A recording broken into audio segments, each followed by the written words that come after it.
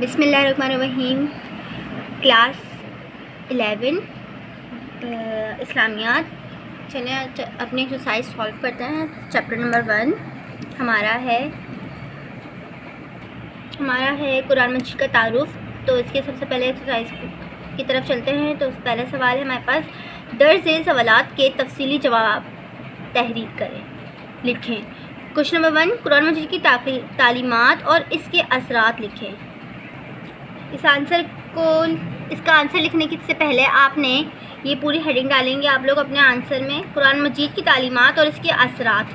اس کے بعد page number 3 پہ آپ کو یہ اوپر والا پیراگراف چھوڑ کر نیچے نظر آ رہا ہوگا. قرآن مجید انسانوں کی مکمل رہنمائی کرتا ہے. قرآن مجید کے مطابق زندگی گزارنے سے فرد اور سمجھ پر درج ذیل طریقوں سے قرآن تعلیمات اپنے اثرات مرتب کرتی ہیں.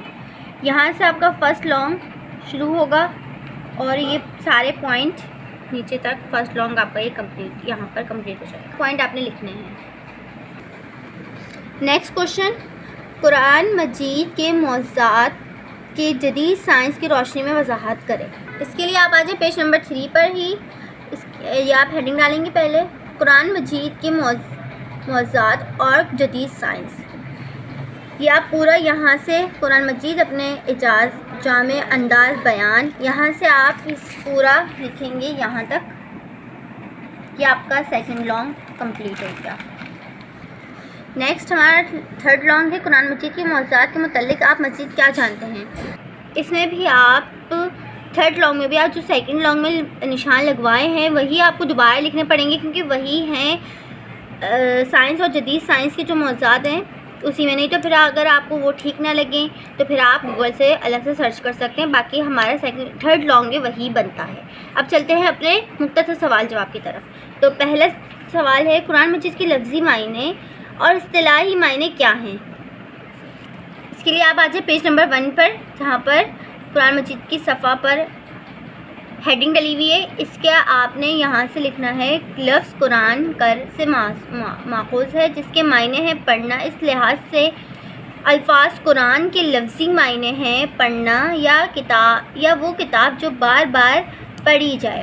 ویسے تو یہاں تک بھی صحیح ہے پورا آنسر، لیکن اگر آپ چاہیں تو یہ اصطلاح میں کلام پاک کے عربی الفاظ جو اپنی حقیقی مفہوم کے ساتھ اللہ تعالیٰ کی طرف سے حضرت جبرائیل علیہ السلام کے ذریعے حضرت محمد رسول ختم النبیین صلی اللہ علیہ وآلہ وسلم، حضرت محمد صلی اللہ علیہ وسلم اللہ تعالیٰ کے آخری رسول ہیں اور آخری نبی. آپ پر اور آپ کی آل اور صحابہ کرام حضرت پر رحمت اور سلامتی ہو پر نازل ہوا اور ایک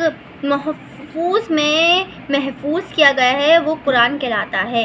آپ یہاں تک بھی لکھ سکتے ہیں، نہیں تو یہاں تک بھی آپ کے لیے ٹھیک رہے گا.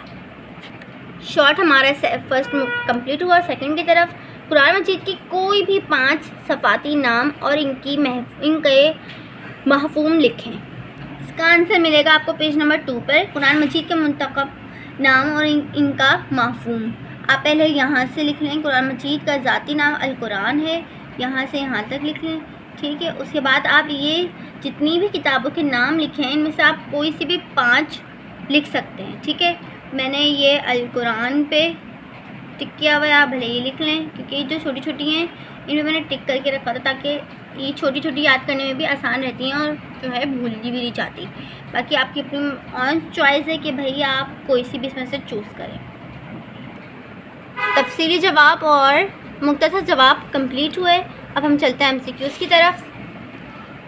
درست جواب کے سامنے ٹک کا نشان لگائیں. لفظ قرآن کے معنی ہیں پڑھنا، الف صحیح آپشن. الفرقان کے معنی ہیں فرق کرنے والی.